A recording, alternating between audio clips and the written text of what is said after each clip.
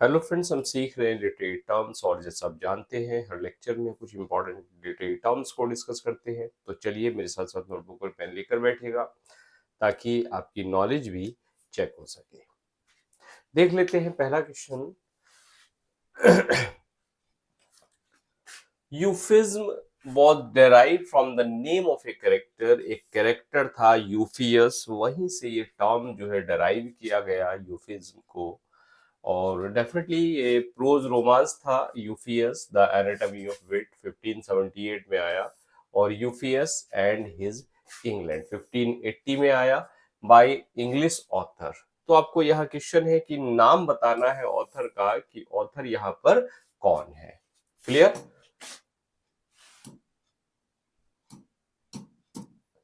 तो सबसे पहला नाम जॉन लिली, टॉमस किड और टॉमस नेस और ग्रीन। इन चारों में से कौन सा ऑथर है जिसने ये टर्म दिया यूफियस? क्लियर? तो देख लेते हैं। सबसे पहला नाम जॉन लिली, और देखिए लिली, किड, नेस और ग्रीन का अगर नाम आ रहा है तो आपको याद आ रहा होगा क्या? University wits. तो यूनिवर्सिटी विट्स में भी जो 7 ऑथर्स थे उनमें ये नाम लिए जाते हैं। कौन कौन से हैं एक बार अगर याद हो तो कमेंट करके बता दीजिएगा। और यहाँ क्वेश्चन के आंसर की बात कर लें तो आंसर है आपका जॉन लिली। क्लियर? चलिए बढ़ते हैं नेक्स्ट क्वेश्चन पे। It is a practice of ending a life of someone knowing to relieve from pain and suffering. It is also known as mercy killing. mercy killing इसको कहा जाता है। और proper word क्या है मर्सी किलिंग के लिए? यानी मर्सी किलिंग की अगर बात करते हैं, जब कोई व्यक्ति इतना अधिक परेशान हो जाता है अपनी लाइफ से, इतना अधिक पेन उसको होता है, किसी बीमारी के कारण हो सकता है, तो उसको क्या होता है, उसको इच्छा मृत्यु वो मांगने लगता है। और हालांकि हमारे देश में इच्छा मृत्यु नहीं दी जाती, इसका प्रावधान नहीं है। पीछे बहस भी छिड़ी थी इस बात को लेके कि इच्छा मृत्यु को, मर्सी किलिंग को आसान बनाया जाए। क्लियर? और इसी से याद आ रही है मुझे, एक मूवी आई थी, और मूवी थी, लीड रोल था ऋतिक रोशन का, शायद गुजारिश फिल्म का नाम था अगर मैं सही हूं तो मर्सी किलिंग को ही वो डिपिक्ट करती है, बताती है मूवी। तो यहाँ पर क्वेश्चन है आपका, मर्सी किलिंग के लिए आपके पास क्या जो टर्म है वो आप यूज करते हैं? Euthanasia, mercy for living, suicide slowly और डाई इंटेंशनली। तो अगर आंसर की बात करें तो यूथनेसिया आप यूज करते हैं किसके लिए? मर्सी किलिंग के लिए। क्लियर? क्या? यूथनेसिया। जस्ट ए मिनट, इस पीडीएफ को जरा दोबारा खोल लेते हैं। Yes, clear? ये आपका आंसर हो जाता है यूथनेसिया। नेक्स्ट क्वेश्चन है, एन एक्सप्लेनेशन और critical interpretation specially of the Bible is. Bible का जो एक्सप्लेनेशन है बाइबल की, या बाइबल का एक क्रिटिकल जो इंटरप्रिटेशन है, उसको आप क्या नाम देते हैं? एक्जेसिस, सुप्रीमेसी, एक्सटेसे एंड सॉवर्निटी। तो देखिए अगर बात एक्सप्लेनेशन की करें बाइबल के, तो एक टर्म आप यूज करते हैं, पढ़ा होगा आपने डेफिनेटली, बिब्लिकल एक्जेसिस। बिब्लिकल एक्जेसिस। तो बिब्लिकल एक्जेसिस क्या है? जो बिब्लिकल जो इंटरप्रिटेशन है, बिब्लिकल जो एक्सप्रेशन, बाइबल की जो एक्सप्लेनेशन है, उसको ये टर्म आप देते हैं एक्जेसिस। तो सुप्रीमेसी, एक्सटेसी, सॉवरेनिटी तीनों फैमिलियर से टर्म है, परिचित है इनसे। चलिए देख लेते हैं next question. It is a moral anecdotes. Moral anecdotes ये होती है, ब्रीफ होती है, छोटी हो या एक्सटेंडेड या बड़ी हो, रियल हो या फिक्शियस हो, वास्तविक हो अवास्तविक हो, इसको आप यूज करते हैं। It is use to illustrate a point. किसी पॉइंट को इलस्ट्रेट करने के लिए आप इसको यूज करते हैं। इसको क्या कहा जाता है? Myth, demonstration, exemplum and epilogue. Mark कीजिए अपना आंसर। देखिए बात कर लें अगर मिथ की, तो मिथ क्या होती है? देवताओं के और वीरों के जो वीर होते हैं, वीर पुरुष होते हैं, उनके साहस को, उनके करेज को बताने का काम कौन करती है? मिथ करती है। डेमोस्ट्रेशन हो जाता है, कोई आपका प्रदर्शन हो जाता है। और एग्जाम्पलम की बात करें, टर्म आया है ये एग्जाम्पल से। क्लियर? ग्रीक में इसका, सॉरी ग्रीक में, लेटिन में इसका मतलब होता है एग्जाम्पल। क्लियर? और अगर बात करें तो क्या है, ये एक मोरल एनेक्डोट्स होती है। एग्जाम्पलम किसको कहते हैं? एक मोरल एनेक्डोट्स को आप एग्जाम्पलम कहते हैं। तो आपका आंसर करेक्ट हो जाता है सी।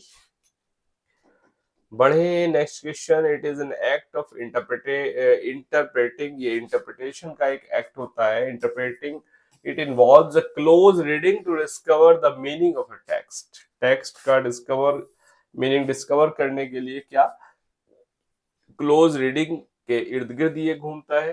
फिगरेटिव लैंग्वेज, ताकि फिगरेटिव लैंग्वेज को आप डिसफर कर सके।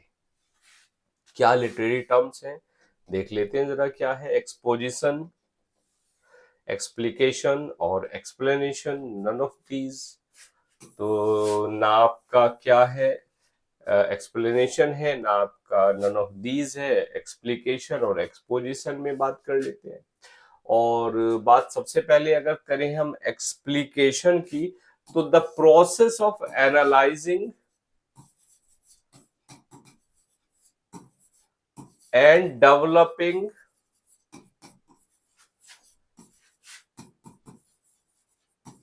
एन आइडिया और प्रिंसिपल। किसी प्रिंसिपल को एनालाइज करना या आइडिया के डेवलपमेंट को डेवलप करने की जो प्रोसेस है, उसको आप कहते हैं एक्सप्लिकेशन। तो यहाँ एक्सप्लिकेशन की तो बात हो ही नहीं रही है, तो फिर किस चीज की बात हो रही है? यहाँ बात हो रही है डेफिनेटली एक्सपोजिशन की। एक्सपोजिशन क्या है? एक्सपोजिशन है कंप्रीहेंसिव जो एक्सप्लेनेशन है, कंप्रीहेंसिव जो डिस्क्रिप्शन है, उसको आप कहते हैं एक्सपोजिशन। क्लियर?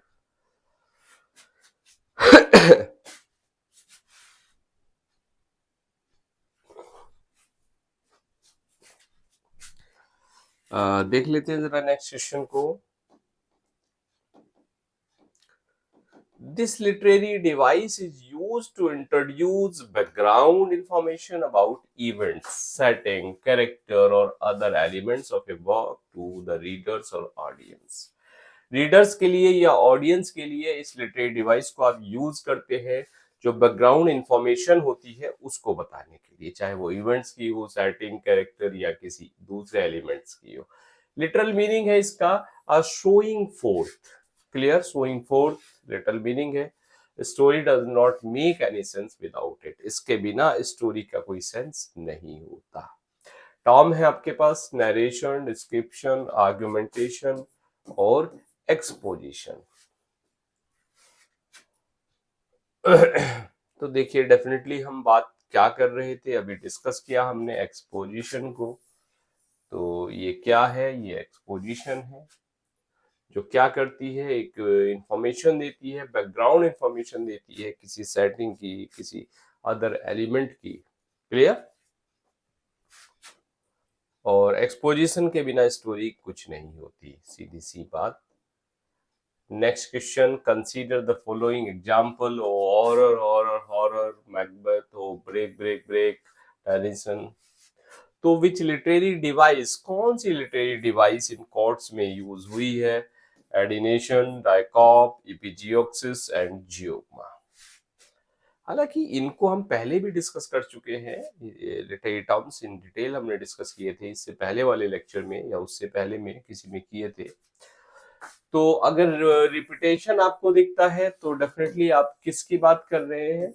ईपीजीओक्सिस की बात कर रहे हैं। इस लिटरेरी डिवाइस में आपको रिपीटेशन दिखाई देता है। क्लियर? नेक्स्ट क्वेश्चन देख लेते हैं। It is derive from Greek word से लिया गया है। ग्रीक वर्ड क्या है इसके लिए?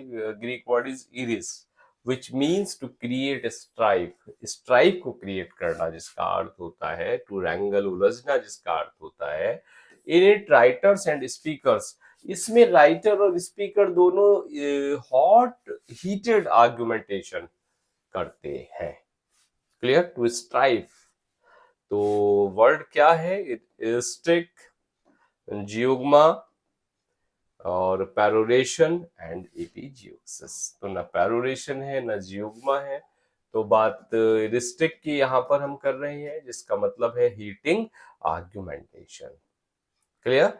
तो ये क्या है टर्म? रिस्टिक।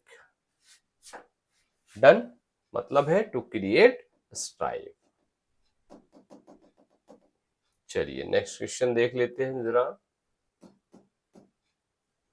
अरे भैया क्यों तंग कर रहा है?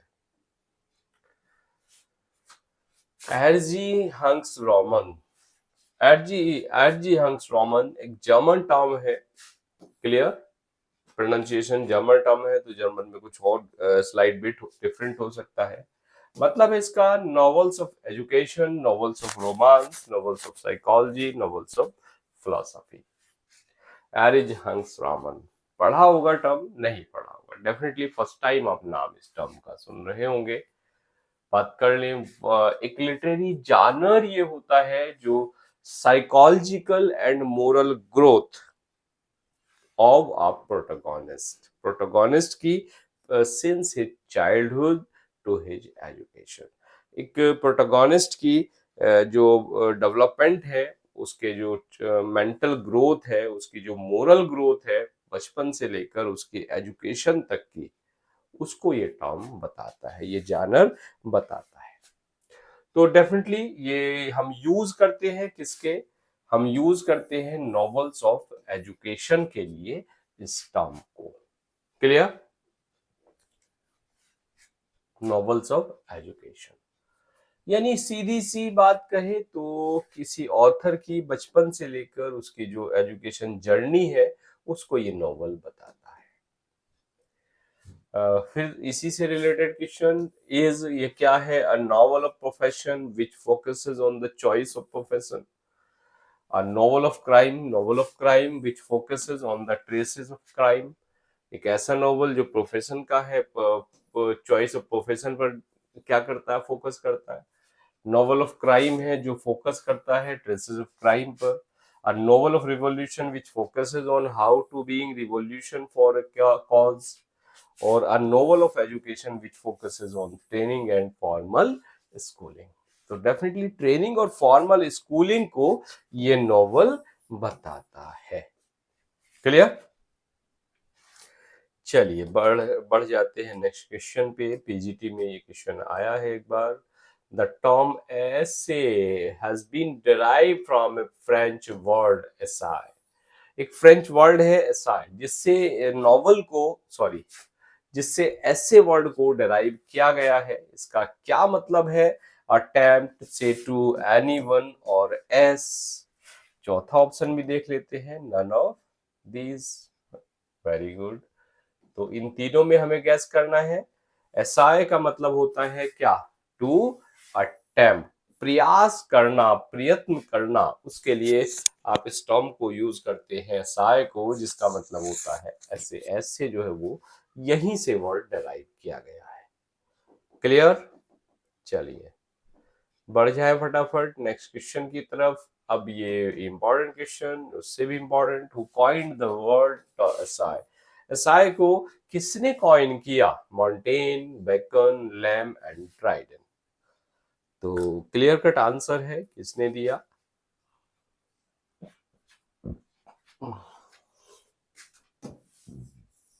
मॉन्टेन साहब ने दिया इस टर्म को। और मॉन्टेन हो, बेकन हो, लैम हो, इनके बिना तो ऐसे की हम कल्पना भी नहीं कर सकते। राइट? चलिए, दिस टाइप ऑफ ऐसे gives a description of something और अ पर्सन इन डिटेल। इस प्रकार का ऐसे क्या करता है? एक डिटेल में डिस्क्रिप्शन देता है, चाहे वो व्यक्ति का हो या किसी वस्तु का हो। It creates image in the minds of the readers through the use of five sense. ये रीडर्स के माइंड में एक इमेज को क्रिएट कर रहा है फाइव सेंसेस को यूज करके। और इस एसे को, इस टाइप के एसे को आप क्या नाम देते हैं? डिस्क्रिप्टिव एसे, डिस्ट्रक्टिव एसे, डिजायरेबल एसे और रिफ्लेक्टिव एसे। तो डेफिनेटली देखिए, अगर एसे की बात कर रहे हैं जो क्रिएट कर रहा है एक इमेज रीडर के माइंड में, वर्णन को डिटेल में देता है, तो उसको आप कहते हैं डिस्क्रिप्टिव एसे। क्लियर? चलिए next question, it is a great praise, प्रशंसा, a kind of laudatory speech. Laudatory speech होती है एक प्रकार की, often about the someone who is no more, प्राय ऐसे व्यक्ति के बारे में होती है जो अब इस दुनिया में नहीं है। तो उस पीस को क्या आप कहते हैं? यूलॉजी, इपिलॉग, एक्सटेसी एंड इपिग्राफ। तो प्रशंसा के लिए आप यूज करते हैं किसको? यूलॉजी को। एपिलोग, आपका प्रोलोग, एपिलोग अलग हो जाता है, कंक्लूजन, एक्सटेसी, एपिग्राफ, सारी चीजें डिफरेंट है। तो यूलॉजी आपका आंसर हो जाएगा। और देख लें जरा नेक्स्ट क्वेश्चन को, इट इज इनऑफेंसिव और इनडायरेक्ट एक्सप्रेशन। ओके, इनऑफेंसिव या इनडायरेक्ट एक्सप्रेशन ये होता है, it is substituted for one that is considered offensive or too hard। जो offensive है, hard words हैं, offensive words हैं, उनका ये substitute होता है। तो एग्जाम्पल भी आपको मिल गया, जैसे आपने कहा someone is no more, कोई इस दुनिया में नहीं है। आप कह दीजिए someone is dead, डैड हो या डेथ हो, डेथ या डेड जैसे वर्ड्स जो बड़े ऑफेंसिव होते हैं, बड़े हार्श होते हैं, तो उन हार्श वर्ड को आप कैसे कह रहे हैं? आप बड़े स्वीटली, मतलब लेस ऑफेंसिव, स्वीटली तो नहीं कह सकते, लेस ऑफेंसिव वे में आप उनको यूज कर रहे हैं। तो वहां आप क्या यूज करते हैं? स्पूनरिज्म, इमेजिज्म एंड ट्रांसफर्ड एपिथेट और यूफेमिज्म। तो डेफिनेटली क्या है? यूफेमिज्म है। यूफेमिज्म में आपने क्या कर दिया? आपने कहा ही इज डेड, वो अब दुनिया में नहीं है ना, वो मर गया है। तो डेड ना कह के ही इज नो मोर कह दिया, और ही मेट हिज क्रिएटर, वो अपने सृष्टा से मिला, जिसने बनाया उसी से जाके मिल लिया। क्लियर? तो ये लेस ऑफेंसिव वे, ये क्या कहलाता है? ये कहलाता है euphemism. Next question, zounds is an euphemism for, zounds किसका यूफेमिज्म है? जायर sounds, God's down, God's love, God's wounds. पढ़ लीजिए चारों ऑप्शन, मार्क कर लीजिए किसका ये क्या यूफेमिज्म है, किसका है? जो गॉड्स वाउंड्स, जो जीसस के वाउंड्स हैं, ईश्वर के जो जख्म है, उनको कहा जाता है नॉट वाउंड्स, जाउंट्स। क्लियर? तो आई होप हमने 16-17 MCQs हमने किए, उनमें से आपका स्कोर क्या है कमेंट करके बता दीजिएगा। और डेफिनेटली देखिए, जो बड़ा टिपिकल टॉपिक, बड़ा डिफिकल्ट टॉपिक होता है रिलेटेड टर्म्स, और उसी को इजी बनाने का काम यहाँ चैनल पर किया जा रहा है। क्लियर? आई होप आप एंजॉय कर रहे होंगे, मजा आ रहा होगा इन MCQs में। और इसी के साथ साथ अगर और भी कुछ आपको लगता है, हाँ कोई और टॉपिक है जिसपे हमें काम अभी करना है, तो वो भी कमेंट करके आप बता दीजिएगा, उसको भी डिस्कस कर लेंगे। और अभी तक चैनल सब्सक्राइब नहीं किया है तो सब्सक्राइब तो बनता ही है, और क्योंकि इसी तरह का कंटेंट आपको मिलता रहता है। और हाँ, अभी तक अगर आपने मिलियन माइंड्स इंग्लिश एप्लीकेशन को डाउनलोड नहीं किया है तो उसको भी प्ले स्टोर से डाउनलोड कर लीजिएगा, वहाँ भी बहुत सारा एग्जाम बूस्टर आपके लिए अवेलेबल है। चलिए मिलते हैं नेक्स्ट लेक्चर में। Now thanks for watching this video.